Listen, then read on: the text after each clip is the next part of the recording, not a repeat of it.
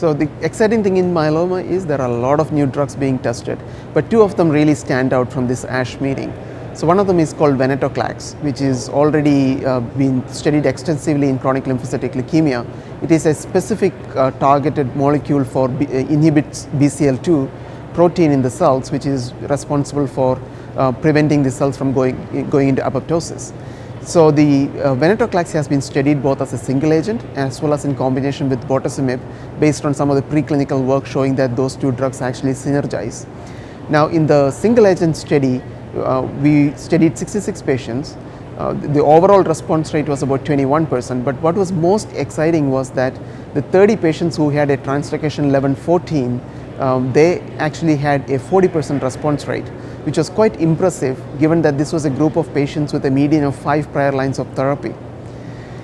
And these responses were quite durable and also very deep, especially with just single agent venetoclax.